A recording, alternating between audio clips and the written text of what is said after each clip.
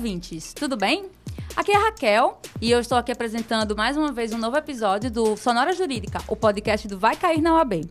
Hoje nós vamos conversar um pouco sobre a fatídica segunda fase da OAB, que já vai ser nesse próximo domingo, dia 24. Então se liga aí nesse conteúdo que a gente vai falar um pouco sobre algumas dicas de como lidar com ansiedade, com nervosismo, também entender um pouco melhor e também para esclarecer para as pessoas que não vão fazer a prova, mas para conhecer um pouco como é que vai ser essa segunda fase da OAB. E estamos aqui com dois convidados muito inteirados no assunto. Professora Emília Queiroz, de Processo Civil. Olá, professora, tudo bem? Olá, pessoal do Vai Cair na OAB. Um prazer e uma alegria estar aqui com vocês de novo. Ótimo. Muito obrigada, professora. E também o nosso advogado não, mas o grande advogado, Rafael Costa. Obrigada, Rafael, por participar também desse nosso episódio. Quero aqui agradecer pelo convite e deixar aqui a mensagem para todos que vai cair da OAB, certo? E vamos aqui discutir e conversar um pouco sobre a segunda fase, que vocês podem deixar mais tranquilos para fazer a segunda fase. Maravilha! Então vamos começar logo com a primeira pergunta, vou deixar já aberta para vocês dois começarem a responder. A segunda fase, ela é mais difícil do que a primeira? Qual é o nível de dificuldade? Por que as pessoas têm tanto medo da segunda fase da OAB? Bem, a segunda fase acaba sendo mais fácil porque é de uma matéria que você já vai ter familiaridade. Por isso que é importante você saber, na hora da escolha, como você vai optar pelas diversas áreas, né, Rafael? Isso. Você, na sua inscrição, quando você fez a inscrição para o exame, você já optou pela segunda fase. Verdade. Às vezes, nós quando vamos fazer a segunda fase, nós vamos tendo aquela carga, né, dizendo, olha, mais fácil é trabalho, mais fácil é penal, cai menos peça em tributário. Mas eu tenho uma dica assim, coisa minha, coisa profissional, coisa que foi no meu exame de ordem. O que eu fiz? Eu escolhi uma matéria na qual eu tinha uma intimidade com ela, na qual eu já vinha trabalhando, que foi direito tributário. Pois eu trabalhava no contencioso tributário, então para mim desenvolver na segunda fase a prova de tributário foi muito melhor. Inclusive, a minha pontuação foi muito boa, né? Passei na primeira fase, passei na segunda. Olha aí, um aluno exemplar. Um case de sucesso. Isso, porque o que caiu na prova, a peça que caiu na prova era uma peça que eu tinha muita intimidade com ela. Familiaridade, né? Eu fazia Exato. Quase que diariamente no meu trabalho como estagiário. Por isso que o estágio também ajuda muito quem estagia na área profissional, fim que escolhe no segunda fase do exame de ordem. Inclusive, se a gente for olhar, tem algumas matérias que são discriminadas, né? Na segunda fase, como a minha, direito civil, processual civil, que é tão legal, né? Mas se você for ver em números, as áreas de maior aprovação, muita gente acha que sempre vem campeão de bilheteria penal e trabalho, mas acaba que elas aprovam menos porque vem esse mito e quem não tem familiaridade nenhuma, por exemplo, com o direito do trabalhista, não, eu vou fazer porque é a disciplina que é mais fácil, né? Mas já ouvi algumas pessoas comentando isso, que a de trabalho é mais fácil, mas assim, não é só porque é mais concorrida, né? E, na verdade, a gente tem aqui um ranking que a que mais aprova por número de aprovação é direito constitucional em primeiro lugar, direito civil em segundo, tributário em terceiro, administrativo, só aí vem trabalho, penal e, por último, empresarial. Olha então, aí. O importante é você saber medir a hora de escolher, não meça pelo critério de outras pessoas. A mais fácil é penal, por exemplo. Há muitos anos atrás, na época da FGV, ainda se aceitava em penal você colocar habeas corpus em tudo, né? Então ficava uma coisa genérica. Faz muitos anos já que isso mudou. Então tem que ter aquela familiaridade com a técnica do direito penal para escolher a fase. Justamente. Inclusive, eu conheço pessoas que tentaram muito em trabalho, mas eram excelentes civilistas, eram que faziam a parte civil no escritório, que faziam a parte recursal, a parte recursos para o tribunal superior, para tudo, e as iniciais. Criavam as iniciais, deixavam todas prontas e redondas. E na hora da segunda fase, pasmem, escolhiam trabalho. E resultado, reprovações recorrentes. Sim. E quando fez civil, normal, foi aprovado, e aprovado com uma nota grande. Passou, salvo engano, 8,5, 8,75. Então acontece isso mesmo. Né? Acontece esse fenômeno. Das Sim. pessoas apostarem em uma achando que vai ser mais fácil, Isso, né? porque tem aquele mito, né? Tem quando você está começando na primeira fase, né? Aí alguns professores dizem, olha, faça tal matéria porque é menos, às vezes cai menos peça, porque às vezes o professor vai dar essa na segunda fase. Mas você tem que olhar para você e dizer, não, na qual eu tenho intimidade, na qual é que eu posso render mais. Justo. Entendeu? Então, para isso é que você tem, primeiro, conhecer a prova, mas antes de tudo, se conhecer. Essa é a dica que eu sempre digo. Se conheça primeiro, saiba até onde você pode ir e tire o máximo disso. O que é que vai ser mais gostoso para mim estudar? É aquele conselho que a gente dá ao aluno que está começando a escolher a área do TCC. É um sofrimento você escolher uma coisa, uma área que você não ache produtivo, não tenha tesão naquilo. Então é o mesmo critério da segunda fase. Vá por você e não por uma régua do outro. Justamente. Isso que você falou, professora Emília, foi muito interessante, porque na minha turma, quando eu me formei na graduação, só teve... Acho que só foi eu que fiz em tributário minha dissertação, não, meu TCC, né? O trabalho de conclusão, meu trabalho de conclusão de curso foi em tributário. Foi justamente uma tese que estava sendo julgada e a gente fez isso daí. Então, e a segunda fase eu fiz em tributário também, então já era uma Às coisa vezes que eu já corria. aproveitar, né, a área que você já fez o conhecimento. TCC, que já está obrigatoriamente tendo que estudar mais aquilo. Justo. São outro padrão de exigência, né? Um TCC é um trabalho acadêmico, geralmente, a não ser que você pegue um estudo de caso, mas é outro foco para a prova da OAB, Exato. mas é aquela área que você já está trabalhando, ou de repente o Tá estágio, lendo aqueles tá lendo textos. aquilo. Exato. Ajuda também. Apesar de que ainda já tem hoje em dia alguns estudantes que antes mesmo de fazer o TCC já podem se inscrever, se não me falha a memória, a partir do 9º período você já Nono pode período. fazer, Isso, já pode isso. prestar o exame. Então tem gente que já também opta por fazer logo o exame de ordem e depois fazer o TCC. Ou então o inverso, mas Verdade. sempre indo para aquela área de preferência e desde a inscrição, né? Como o Rafael já tinha falado. Se você trabalhar bem a gestão de tempo, você pode, eu digo sempre aos meus alunos, sejam interesseiros, né? Estude uma coisa sabendo que vai poder aproveitar para outras. Então, Exato. se você trabalha bem a sua gestão de tempo, dá para fazer o TCC, dá para fazer o exame no 9º semestre, você já vai se formar, estando com sua aprovação, que é uma das condições para o juramento. E são várias áreas que a gente tem.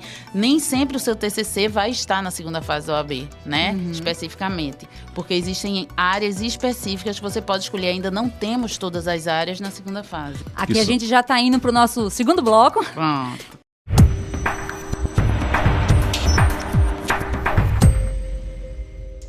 Então vamos aí pro nosso segundo bloco pra gente já começar a conversar sobre essas áreas todas. Então, até quem se inscreveu, né? E a pessoa se inscreveu pra civil, tá ali focado em civil. Mas pra conhecer um pouco também como é que funciona toda essa prova, toda a segunda fase da OAB, também pra quem não vai prestar o exame agora, quem vai se preparar também, pode já acompanhar esse momento que a gente vai conversar agora um pouco sobre como é que é constituída a prova da segunda fase. Vamos lá. Quando vamos fazer a inscrição da prova, até lá para a gente escolher qual é a matéria que queremos na segunda fase. E para isso nós temos 7 opções. Das 7 opções nós temos civil, penal, trabalho, tributário, administrativo, constitucional e empresarial. Olha aí. Tá?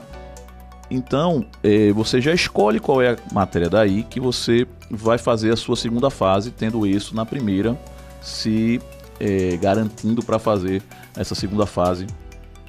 Perfeito. E a segunda fase é uma prova totalmente diferente da primeira. Por quê? Na primeira fase, você tem que dividir os seus saberes por todas as áreas do direito. Todas as na 17 verdade, disciplinas, né? Na Aquelas verdade, 17 disciplinas. quase todas. Agora, a gente ainda vai ter, nos próximos exames, um aumento, né, de disciplinas, que entrou financeiro, entrou previdenciário, entrou direito eleitoral, continua o mesmo número de questões, mas aumentou a questão da área de saber. A partir do 38º, então quem vai fazendo o 36º e o 7º ainda pode fica ainda como respirar está. um pouquinho. Uhum. E, na realidade, você tem uma prova objetiva na primeira fase. Então, você já tem aquela sugestão que você vai, no enunciado, e você vai testar as alternativas. Exato. Na segunda fase, é uma coisa que vai partir, a resposta parte do seu conteúdo, da sua iniciativa. Então, por um lado, a prova é mais fácil, porque é uma área que você pode se concentrar nela e que você tem familiaridade. Por outro lado, ela é mais prolixa, por quê? E ela é mais impactante, porque vai depender até da sua grafia, né? Nossa. Aí é nessa hora que tia Emília puxa a orelha do menino e diz, vamos fazer um caderninho de caligrafia, meu filho, né? Treinar a escrita à mão, né? Não só a escrita no digitando, Isso, nós né? temos aí relatos de pessoas que têm dificuldade de fazer a prova, porque hoje na era digital, né, muito tudo digitando o tempo digitando inteiro. no telefone celular e no computador. E lembrando que quando você vai fazer a prova, tem que ser a escrita cursiva. Quando vai para imprensa, fazer a letra de imprensa, tem que fazer bem delineado para que se saiba qual é a letra maiúsculo e minúsculo, porque até isso também vale. Isso vale, porque se o examinador não entender o que você escreveu, ele não vai se dar o trabalho, ele vai riscar e vai zerar a sua prova. Como assim? É bem mais criterioso nesse sentido, né? Como acaba que a gente também advoga para ex-alunos nossos, né? Alguns casos a gente já entrou com mandado de segurança em relação ao exame. E nós já tivemos uma cliente que deixou de ter a prova corrigida porque estava ininteligível a letra dela, né? O examinador não conseguiu. Então, claro, entramos com a ação e quando nós vimos realmente, eles mostraram a prova dela não tinha realmente como ler, né? Então, não adianta você se debruçar muito assim. A lição da segunda fase é aquela questão que eu falei, gestão de tempo, gestão de competências. Exato. Porque você tem que saber a parte teórica, é um desafio também, porque você vai ter que dominar o direito material e o direito processual. Não é a segunda fase, não é só direito civil, você tem que saber o processo que vai botar ele em juízo. É para isso que você está sendo treinado. Você tem que ter um domínio de resolução de problemas muito grande. E você ainda tem que se preocupar com a sua letra. Como eu sou professora de processo civil, a gente começa em TGP, vai até execução, rito especial. Eu pego os alunos por quase 3 anos durante a faculdade. E os meus trabalhos complementares, aquele pontinho extra que às vezes o aluno quer se submeter, sempre eu peço que seja feito manuscrito. Mas, professora, a gente na faculdade, eu não consigo.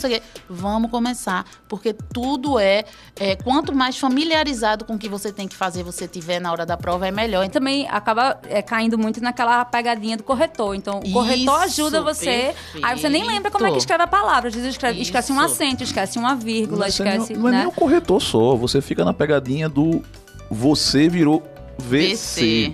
Neologismos. Exato. Isso. E coisas que na correção formal eles não aceitam. Na segunda fase nós temos a possibilidade de consulta. Você vai levar o seu vademecum, a legislação que nós chamamos de legislação seca, apenas a legislação sem comentários. Né? Uhum. Então, também vale, e é de grande valia sim, você grifar o seu código.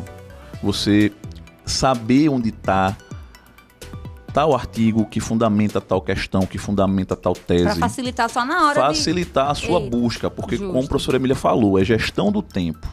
Você tem hoje 5 horas de prova? 5 horas. Para fazer a prova. Então, você vai dizer, 5 horas de prova dá para fazer demais. Mas não, quando nem sempre é assim. Quando chega na hora, você tem o fator nervosismo, você tem o fator antes de entrar na sala.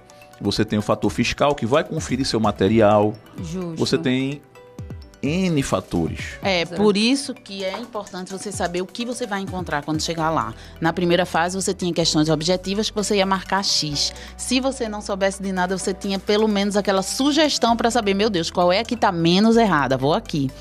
Aqui não. Então, você tem que saber o que vai encontrar quando chegar lá. Qual é a prova que eu vou ter quando chegar lá? Eu vou ter 4 questões discursivas, valendo 1,25 cada questão, e vou ter uma peça prático-profissional valendo 5. Como eu vou responder essas questões discursivas?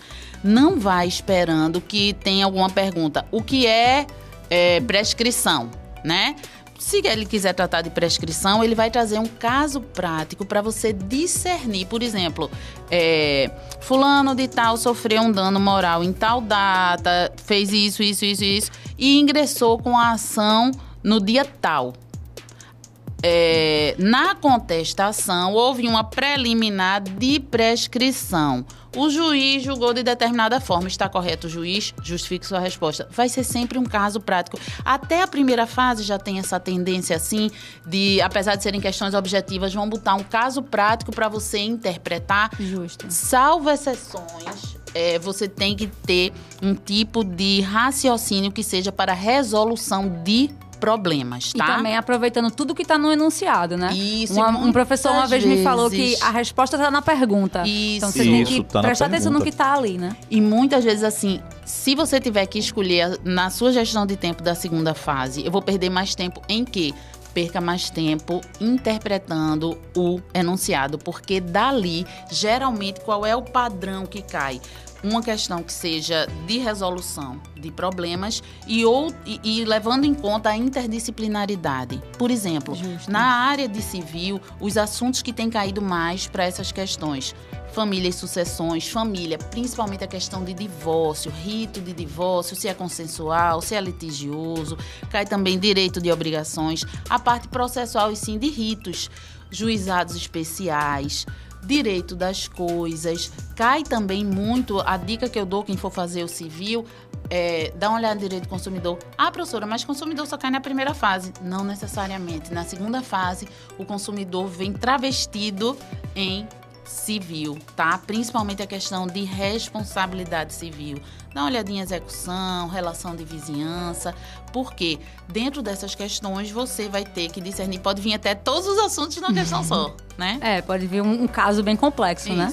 Isso. A AGV hoje está colocando nos seus casos práticos, tanto práticos de primeira fase para você marcar objetivamente, quanto na segunda fase, questões longas. Certo? Sim. Justamente para... Não é questão de não só dificultar, mas para você ter a sua interpretação ali e buscar dentro da questão já a resolução quando está, como já tem qual é o caminho de vários professores seguir. Isso. Exato. Entendeu? E sempre, quando for responder, eu dou sempre essa dica: responda e coloque, se tiver baseado na letra de lei, se tiver baseado numa súmula, se tiver baseado numa jurisprudência de algum julgado, certo? Que sempre coloque, tá na súmula tal, porque a súmula veio do julgado. Tá? Então, tá no artigo tal, coloque lá, artigo tal, conforme artigo tal, porque esse artigo é que vai, essa resposta que vai pontuar na sua prova. É verdade. E também, como você já tem o material para consulta, é justamente para isso, né? Para utilizar. Isso, para utilizar, para poder se fundamentar. Dizer, perfeitamente. Tá no artigo tal, tá na lei tal. E em relação ao material, foi bom você falar que isso vai aproveitar tanto para essas questões discursivas como para a peça. Vou até indicar aqui um parceiro nosso, o professor Darlan Barroso. Ele faz um descarrego de súmulas, né? No dia do descarrego de súmulas, todo mundo vai com marca-texto e ele vai marcando com clipezinho direitinho, tudo de uma forma que pode. Que é possível, né? Que é permitida. Porque não adianta você, eu vou ficar estudando doutrina porque a lei eu já vou estar lá na hora. Gente, não dá para manusear se você não tiver familiaridade. Você tem que saber operar o código, a legislação, porque senão na hora vai ser pior para você ter tido acesso a essa consulta, que você vai se confundir, vai perder tempo procurando, entende? Então, o vademecum, que é que eu acho? O vademecum que você está estudando vai ser o vademecum que você vai levar, por isso não escreva no vademecum, tá? No máximo, essa descarrego de súmula, vai pintando de cozinhas que na hora você possa identificar para estar familiarizado. Até porque, depois dessas questões, ou se você preferir fazer primeiro a peça, você vem para a peça. Você deve investir muito nessa peça, mas mesmo que você tire a pontuação máxima, que é bem difícil de conseguir na peça, você não vai passar se você não tiver nenhuma pontuação nas discursivas, que valem 1,25 cada uma. Então, não dá para você... o tempo de prova não é suficiente para fazer tudo super bem feito, não. Então, você vai ter que saber medir como vai distribuir isso. E interessante também você saber, é aleatória a forma de correção. Por exemplo, se a minha letra estiver linda, eu já passei? Não necessariamente. Letra bonita não conta pontuação. Letra bonita possibilita, uma letra legível, na verdade, possibilita você ter sua prova corrigida. Possibilita a correção. Isso. Né? E que vale lembrar também, é bom dizer, como foi me colocado pela professora Emília, não é só a peça que ele passa. Né? Você acertando a peça toda, o que hoje eu acho que ninguém consegue. Né? Muito difícil. Muito difícil. Não digo nem ninguém, mas eu digo muito difícil. É muito criterioso. Muito né? criterioso. É feito nota 1000 no Enem. É muito criterioso você conseguir o 5 na peça.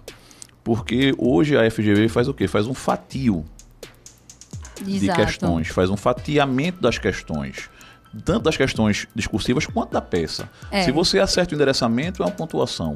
Se você acerta a peça, é outra pontuação. Se você acertou a tese da peça, é outra pontuação. Veja, você não é descartado a sua peça. Um exemplo. Você fez o recurso, mas fundamentou o recurso de forma diferente do espelho. Você não vai ter o seu recurso em correção, você não vai pontuar. Justo. Naquilo ali, a pontuação máxima daquele ponto da sua peça. Pode ganhar aquele pontinho, mas não vai ser a pontuação máxima que é referente àquele Você ganha ali, a pontuação, né? De que foi o recurso de apelação. Justo. Mas não ganha a pontuação porque na apelação você não enfrentou o mérito dela. Verdade, porque para vocês entenderem, até para saber como vocês vão ser corrigidos, tudo é um sistema de barema. Existe um espelho e nesse espelho é distribuído todos os 5 pontos, tá? Sim. Então você vai ter, cada edital tem o seu próprio espelho, mas geralmente tem um padrão que se segue. Então, o endereçamento da peça.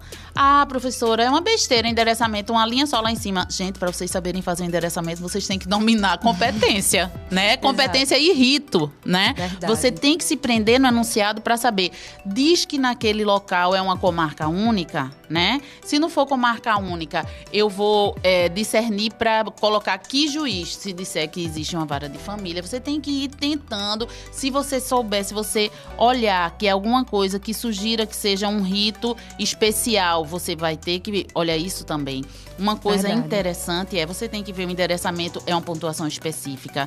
A questão da narrativa dos fatos, a questão da fundamentação, porque no espelho vai dizer, é um rito especial, tem que fundamentar pelo artigo tal do código ou pela lei número tal. Por exemplo, se for uma ação de alimentos, todo mundo tem um mito. Existe no CPC um capítulo especial para as ações de família. Alimentos é um rito especial que está fora do CPC, então você vai ter que saber aquela lei específica. É uma legislação que nós chamamos de extravagante. Exatamente. Sim. Então você tem que fundamentar. Olha aí. Existe uma súmula do STF sobre esse assunto. Então, gente, é batata, entendeu? Se existe uma súmula, você tem que fundamentar na súmula. Por quê? Porque lá pelo barema, no espelho, vai estar dizendo, se citou a súmula tal, é mais 0,5, 0,05, 0,1. Exatamente. E tenham certeza, muitas vezes esses micropontinhos, como eu digo aos meninos, é o que vão fazer você passar. É o que conta. Cada grãozinho é que faz um prato de feijão, né? Numa prova tributária mesmo, se for exigido uma exceção de pré-executividade, certo, para você, a exceção de pré-executividade não está no rol de peças do CPC. Justo. Então, a exceção de pré-executividade é uma criação doutrinária. Foi uma criação doutrinária de um grande jurista chamado Ponce de Miranda. E, após vários anos, há uma súmula do STJ no qual você tem que fundamentar para a prova da OAB. Para a prova da OAB, você tem que fundamentar a sua exceção de pré-executividade naquela súmula. Dizer, tem que citar.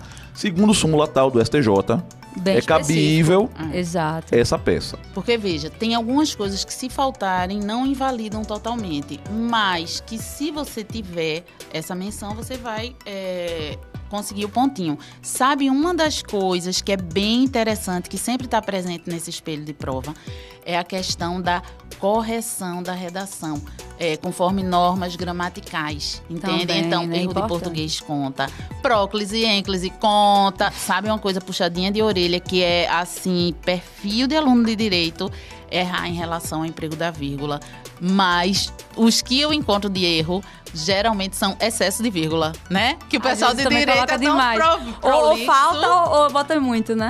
Eu tinha isso quando eu digito muito rápido, quando estou fazendo uma peça que vou com muita empolgação, vírgula. Pois é, jogando vício. como se fosse orégano numa pizza, assim, né? Tem que ter isso a gente tem que segurar, né? Tem que segurar para não fazer. E, assim, uma dica que eu dou, tanto para as questões discursivas como para a peça, tá? Linguagem clara e objetiva. Não vão falar, por exemplo, a decisão recorrida. Tem advogado que bota o arresto objurgado, né? Sem juridiquês, como a campanha que a gente teve da MB. Abaixo juridiquês no banco dos réus. Evitem expressão em latim, tá? Claro, se você for falar habeas corpus, você tem que escrever habeas corpus, né?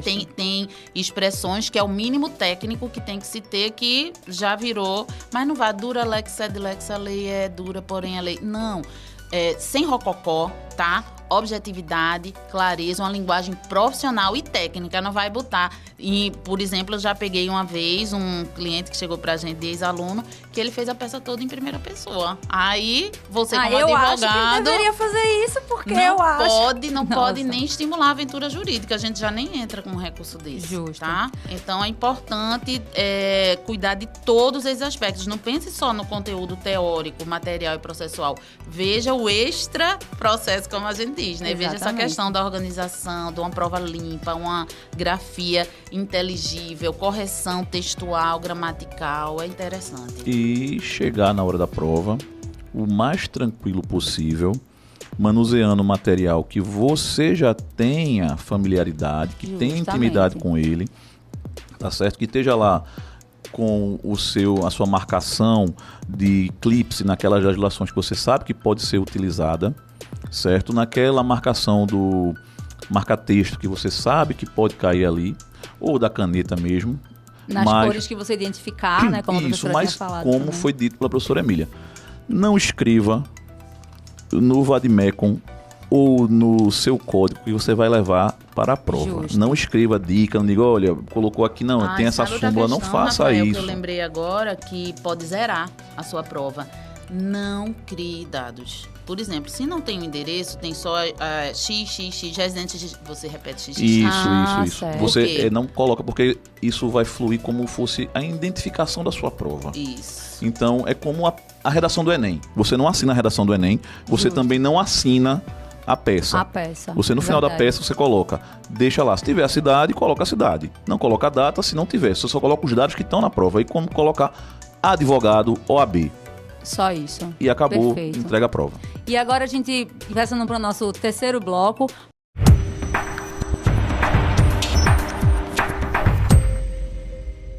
Falando como a Rafael estava falando agora sobre tranquilidade, de você já conhecer o material de estudo, é a tranquilidade de ir lá no dia da prova mesmo e fazer essa segunda fase, essas 5 horas aí de prova discursiva, de prova aberta para escrever. Sempre é um grande estresse, tem muita gente que fala muito sobre ansiedade e sobre nervosismo de fazer essa prova, seja quem já fez a segunda fase antes e também quem está fazendo pela primeira vez. E aí agora eu queria saber de vocês algumas dicas para passar para os nossos ouvintes de como ir nesse dia da segunda prova, no próximo dia 24, no próximo domingo, para a sua sala de aula para fazer a prova. Quais dicas vocês podem dar para esses ouvintes que estão aí se preparando para essa segunda fase? Perfeito.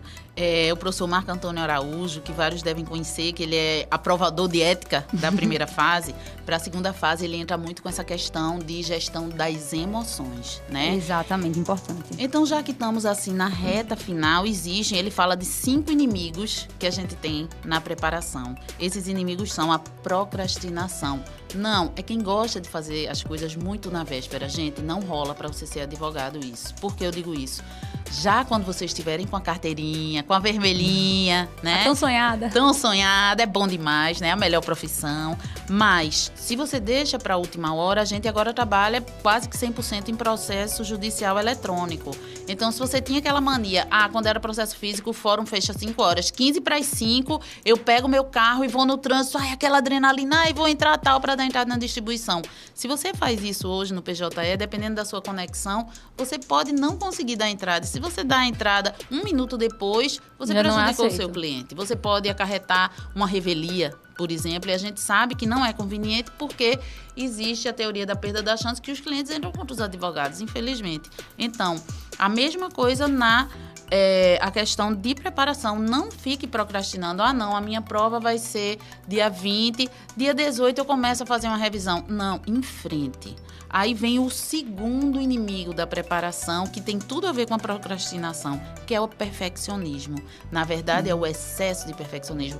Ah, mas eu tenho que estudar 10 horas por dia para passar na UAB. Se estudei 9 horas e meia, já vou falhar. Então, não vou estudar, né? Se eu não tenho 10 horas disponível para estudar, não estudo. Aí você vai procrastinar. Quando eu tiver 10 horas disponível... Não, gente, vamos fazer o sustentável. Eu trabalho 2 turnos, eu tenho filho, eu tenho cachorro, eu tenho pai que tem que cuidar tal.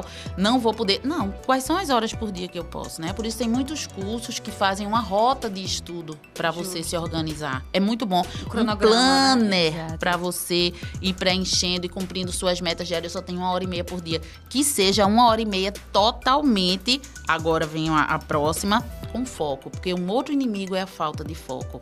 Eu sofro disso, vê. Eu estou num processo eletrônico, né? Eu tenho que estar online. Eu deixo o meu PJE aberto para ir checando processo. Mas eu tenho a tentação de abrir uma segunda abinha do meu WhatsApp. E se eu abrir a terceira abinha do Instagram? Aí acabou-se, né? Então, é uma questão que vai servir até profissionalmente para você. Eu já trabalhei em multinacional e o RH treinava muito a gente no sentido de, por exemplo, redes sociais. Consulte só 3 vezes quando você acorda, na hora do almoço e de noite. Tanto que se você for ver a questão do Instagram, os seus seguidores têm os horários fixos de consultar mais o que você posta, né? Então, tem que ter foco. Cada vez é mais difícil manter o foco no mundo digital. Mas se você não, avise a sua família, quem você tem de urgência, seu chefe, ó, de tal hora eu estou estudando. Se tiver urgência, liga pro celular de fulano. Ou então, se tiver urgência, ligue pro meu número, porque eu vou deixar no modo não perturbe o meu celular. Porque você tem que entrar naquela atmosfera, né? O mais difícil é o primeiro passo, a primeira página que você lê. Depois, deleite-se naquela leitura, viaje ali. Aí vem a questão tempo.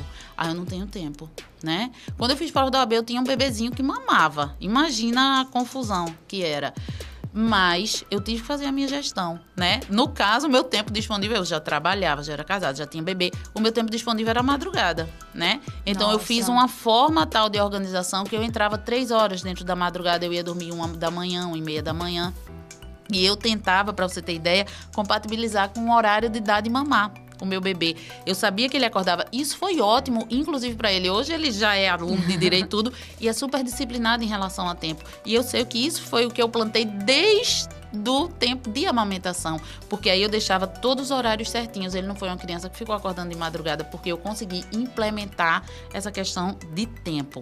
Então, você tem muito tempo, às vezes é pior. Se você não está trabalhando, não está estagiando, não estou me dedicando só a estudar OAB, às vezes você usa menos tempo para estudar do que uma pessoa que está trabalhando muito. Por quê? Porque valoriza o tempo. Gente, tempo é dinheiro, sim. Nos Estados Unidos, um dia a gente chega lá. Nos Estados Unidos, o advogado ganha por hora. O tempo que você está atendendo um cliente, você tem que racionalizar quanto é que custa o meu tempo. Então, vamos valorizar. E, por fim, o 5º grande inimigo é a falta de método, né? Eu prefiro estudar como? Eu gosto de assistir videoaula, mas quando tem aquelas propagandas do YouTube, eu viajo e começo a entrar em outros vídeos. Não tá rolando pra mim esse tipo. Então, vou contratar um curso, vou atrás de uma bolsa se eu não posso pagar um curso. Não, eu sou um tipo de aluno que aprendo mais pela leitura. Então, vou comprar um livro que seja mais direcionado daquela forma. Você tem que ter método e não adianta só você aprender o conteúdo. Você tem que testá-lo. É resolução de questão, sim. É prática de escrever peça, sim. Você vai estar treinando sua letra, vai estar treinando a sua grafia. Então, não adianta só aprender. Você tem que testar, você tem que simular. Para na hora da prova ser uma coisa automática. O cérebro é como um músculo. A gente vai treinando. Seu cérebro vai estar viciado em fazer uma petição. Chega lá, oxe, é só essa besteira? Vamos embora? Eu já estou treinado. Então, esses são os 5 inimigos que você deve afastar, né? Verdade. Muito interessante. Se eu tivesse, no meu tempo, quando eu fiz a minha prova, se eu tivesse ido por aí, eu tinha afastado Sofrido muito, menos, né? Muito, porque assim... São dicas valiosas. São demais. Veja, procrastinação, eu sou a pessoa que mais procrastino. certo? Que mais procrastinei coisas na minha vida, certo? De resolução, assim, prova da OAB, eu vou me inscrevo no último dia. Não, terror da OAB, mas terror da FGV. Não, mas aí o que acontece? Mas quando eu fui para minha prova, eu cheguei bem cedo para poder chegar no lugar, por causa do trânsito, por causa de tudo, certo? Nessa questão do método, para mim, no meu caso, eu gosto de aula no qual eu posso interagir com o professor. Eu gosto de aula presencial. Eu gosto de aula que eu posso tirar a dúvida naquele momento. Justo. Entendeu? De ter aquele contato com o professor. Contato direto com o professor, resposta imediata. Né, e a questão de treinamento, esse aqui é o X da questão para a segunda fase. Exato. E da primeira também. Da segunda fase é o X. Eu me debrucei, sempre eu fiz cursinho. Eu trabalhava 8 horas por dia no escritório, era estagiário, depois assistente jurídico. Eu ficava 8 horas no escritório, às vezes tinha que viajar para algumas comarcas para ver alguns despachos, mas eu todos os dias estava na aula. Todos os dias eu estava na aula presencial e quando eu não tinha aula presencial, quando era na segunda fase, eu ia todos os dias porque eu ia para a biblioteca do cursinho, eu abria a parte da apostila de resolução de questões e resolver questões, fazer peça, 2, 3 vezes, 3, 4 vezes as peças que mais caem. É uma coisa também que muitas pessoas falam de seguir um método, mas você tem que saber qual é o método que melhor funciona com você, né? Cada pessoa tem seu método. Tem que customizar, como na escolha da área. Pronto, eu disse aqui hoje que o maior índice de aprovação é inconstitucional. Próximo exame, todo mundo vai fazer constitucional. Não adianta, né? Tem que ser uma coisa customizada, o Adaptive Learning. Você tem que saber, tem muitos cursos que tem esse tipo de metodologia. Você se inscreve, vai fazendo simulados, o próprio sistema vê a matéria que mais você está errando e vai dando mais... um foco maior nisso daí. Vai dando mais material e mais questões sobre aquilo. Então, porque o ensino hoje, cada vez mais a gente vê que se for massificado, não funciona. Exato. Né? Tem que ser customizado. Cada pessoa tem que saber o processo de aprendizado. A forma que você é tratado, você também tem que se conhecer. Para poder buscar o que você quer, objetivamente. Entendeu? Quando eu fiz a minha inscrição, quando eu fiz a minha prova, eu disse tributário. Por quê? Eu fazia parte de uma equipe, de um grande escritório, certo? Que eu fazia parte de direito tributário e direito público. Então, eu só fazia isso. É o que fazia sentido também. Né? E nessa hora a gente tem que cuidar, porque às vezes a gente, quando já tá na rua, né? Assim, já tá no foro e tal, às vezes a gente tem algum ranço, alguma coisa do escritório, da gente, essas coisas, que faz a gente improvisar procedimentos, aquela manha. Isso então, é muito importante dizer, viu? Porque eu penei pouco. A prática real é uma coisa. A exigência da prova prática profissional, às vezes, é outra. Então, não raciocine com a mentalidade daquele advogado que já está ali no mercado há muito tempo. Raciocine com a mentalidade do que está sendo exigido, do que os professores estão lhe falando. Para a escolha da área, é essencial ser algo que você já tenha familiaridade. Mas, em relação ao procedimento, se você tiver em dúvida, o advogado lá do escritório faz assim na prática. Mas meu professor disse dessa forma, naquele momento específico, de realizar a prova, vá pelo professor. Você tem que se despir desses vícios. Eu tive dificuldade. O que é que eu fiz? Eu chegava na aula, dizia não, a aula é a aula. Nesse momento de foco, provação, né? de segunda fase, você tem que chegar e dizer o seguinte, o professor fala dizendo, olha, você vai aqui para poder resolver a questão, você tem que seguir essa técnica aqui, porque eles estão pedindo desta forma. Então, você tem que fazer dessa forma. Exatamente.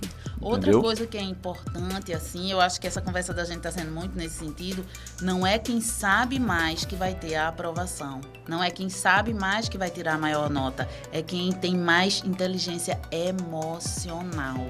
Essa palavra, esse termo é tudo Professor agora. Marco Antônio Araújo é chefe nisso, porque, inclusive, eu própria, né, já há quase 20 anos de advogada, sempre que tem véspera de prova, pronto, eu já estou vendo qual é o dia de gestão da emoção dele. Porque serve para tudo, para sua vida particular, para o seu trabalho. Isso. E na hora da prova, já foi comprovado que o exercício físico ajuda nessa fase de preparação. Aí, outra dica aí também, né? Exercício físico, né? Aí eu vejo uma notícia dessa. Massa, exercício físico vai me ajudar na preparação, tal, vou relaxar. Eu nunca fiz exercício físico.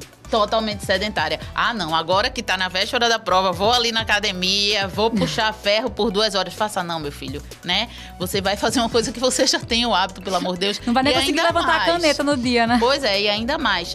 Se você tá em véspera de prova, até que você já é acostumado a malhar, faça uma coisa mais light, faça uma coisa só pra manter aquele hábito, soltar, produzir aqueles hormônios, soltar aquela tensão. Uma caminhada, só pra respirar ar livre também, né? Ar puro. Eu fazia, quando eu estava na minha época do exame, eu me exercitava com certa frequência e minha playlist era escutar podcasts ou escutar audioaula, escutar audiolivro, justamente por exame de ordem. Podcast do Vai Cair na AB, a sonora jurídica.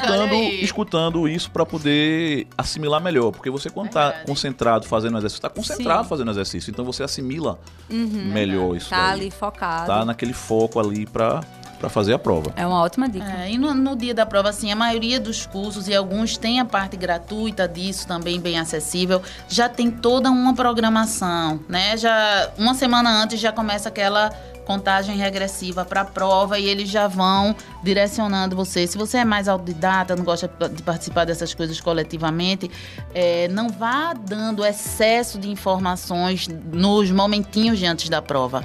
Claro que dicas sim, claro que dá aquela revisada, olhar de novo seu vade-mecum, seu conjunto de leis que você vai levar. Mas, por exemplo, no dia da prova, na véspera da prova, vou tomar uma. Não, tome uma no dia de comemorar, né? Você precisa da sua cabeça fresquinha, tá? Tenta dar uma relaxada. Se você tem algum tipo de fé, foque na sua fé para isso, que é uma das formas de concentração. Se você medita, vá meditar. Assista vá um filme tentando leve, esvaziar. faça uma coisa leve. Exato. E leve, inclusive, a alimentação, né? Não vou comer uma feijoada antes da prova, não. Quando sair, eu saio esfomeada, vou. Mas antes, uma comidinha leve que eu já seja acostumada, né? Tudo é prudência, tudo é medida. Você, quando fez o Enem, quando você fez o vestibular, você tinha uma cabeça. Agora você tem esse novo desafio, você está muito mais maduro. Necessariamente você está mais maduro, porque você passou 5 anos, Verdade. ou o pessoal do nono, 4 e pouco de faculdade, né? Então, a medida é a fé. Vai na fé. Pense no pós, né? Pense que você vai estar entrando, meu Deus, meus clientes médico e engenheiro aqui vão me matar, né? Mas você está entrando na melhor profissão que existe, que é a advocacia. Eu sou totalmente apaixonada, né? Então, pense no que vem depois. Não foque a prova em si. A prova é para quê? A prova é para me inserir no mercado de uma profissão maravilhosa. Você não tem número de vagas para advogado. Você não diz, olha, você tem que passar aqui nesse estado só 100. Não. Você é uma prova de proficiência. É uma prova que vai ver se você tem um mínimo. Seu concorrente é você. O concorrente é você mesmo. Eu conheço gente, como a professora Emília falou, que são advogados excelentes, mas que penaram passar na prova do OAB. Por quê? Porque não teve a questão da emoção gerida corretamente. Exatamente. Eu conheço pessoas que são advogados hoje, que focam em concurso, que estão em outra atividade, mas que não gostam de advogar, não focam na advocacia. Às vezes quer um concurso público. É um concurso público, mas não quer. Mas eu conheço gente que tem advocacia no sangue, que sabe advogar, que gosta do que faz, altamente inteligente, mas que passou 1, 2 provas, 3 para passar. Olha aí. Aí o importante é você não ir tenso. Ai, meu Deus, vou ter que fazer a sua prova. Gente, o fato de você estar apto para comparecer à prova, para fazer a prova, já é um sucesso. Porque mostra que você já teve um nível de aprovação na faculdade ou verdade. até você já se formou. Então, é uma honra para você fazer uma prova dessa. Não tenha, vou ter que passar tantas horas. Cada minuto deve ser valorizado. Gente, é um rito de passagem. Hoje eu me lembro do dia que eu fiz a minha prova, Como né? se tivesse sido ontem. Como se tivesse sido ontem, e eu conto essa história para todo mundo. Então, esse momento é um momento emblemático na sua vida. Vá feliz. Poxa, cheguei, tô aqui, posso fazer a prova, vai ser uma alegria. Olha, o examinador, bem que o professor fulano disse que ia cair isso. Faça com prazer. A prova não é um sofrimento, não é uma pedra no seu caminho, é um batente na sua subida. Olha aí. Vá feliz, vá com fé que vai dar certo. Eu fiz a minha prova, eu me diverti fazendo a minha prova.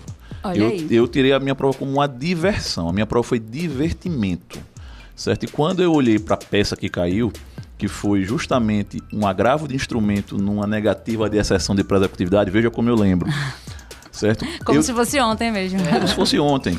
Eu lembro sentado na banca, quando eu olhei para a prova, aí eu olhei e eu fiz, meu Deus, eu passei. Então é isso. Foi a melhor coisa que aconteceu na minha vida, certo? Segurar a adrenalina. Segurei a adrenalina, porque quando eu fiz, meu Deus, passei, aí você vem... Aquele ansiedade, nervoso. mas aí você Exato. calma, respira. Se em algum faz. momento estratégico você vê que cansou, por exemplo, tem gente que faz na sequência, faz primeiro as discursivas e depois vai começar a peça. Se tiver condições, você já deixa avisado ao fiscal, ó, vou querer ir no banheiro. Dá aquela pausinha de um e outro, ou então leve sua garrafinha de água, seguindo as condições do concurso. Leva um chocolatinho ou um biscoitinho, uma coisinha também que não vale embrulhar o estômago, pelo amor de Deus. E você dá aquela paradinha, aquela glicose, ou masca um chicletinho e aquela água para dar uma parada e o seu cérebro saber, pronto, agora eu tô parando e vou começar uma outra competência, que é a competência da resolução da peça. Ou ao contrário, se você for fazer a peça primeiro, entende? Então, essa quebra no meio desse tempo é interessante para o seu cérebro oxigenar. Se não quiser ir no banheiro, você para ali no seu lugarzinho, toma uma aguinha, masca uma coisinha, dá uma respirada para começar o resto da etapa. Perfeito. Mas tenha método. Se você for começar pelas questões, vá e termine as questões. Se você começar pela peça, vai e termina a peça. Não começa a peça, para no meio, vai para as questões, depois vai para outra. Não. Principalmente a peça. Você tem que fazer delineado. Você tem que delinear e tem que seguir aquilo ali, aquele fluxo. Verdade. Então, gente, muito obrigada mais uma vez para finalizar o nosso Sonora Jurídica, o podcast do Vai Cair na OAB. Agradeço mais uma vez a participação da professora Emília Queiroz e de Rafael Costa, advogado. E vamos aí, né, firmes e fortes, nesse domingo agora, se preparar para a segunda fase da OAB. Agradeço demais a presença de vocês e, por sinal, né, sigam o Vai Cair na OAB, o @Vai Cair na OAB. E também, ouvintes, escutem aí as dicas dos arrobas dos nossos amigos convidados aqui. É isso aí, @emiliaqueiroz.jus, vamos conversando no direct, tô com vocês e quero vocês do outro lado aqui sendo meus colegas, tá bom? Beijo, boa sorte, galera. Quero deixar aqui uma mensagem de boa sorte para vocês, certo? O meu arroba do Instagram é @rncosta.adv, certo? Podem falar comigo no direct, podem entrar em contato e boa sorte na prova. Calma, tranquilidade, vai dar certo. Não, já deu certo. Já deu certo. Certo? Um abraço para todos. Tchau, Valeu. gente. Até a próxima. Tchau, tchau.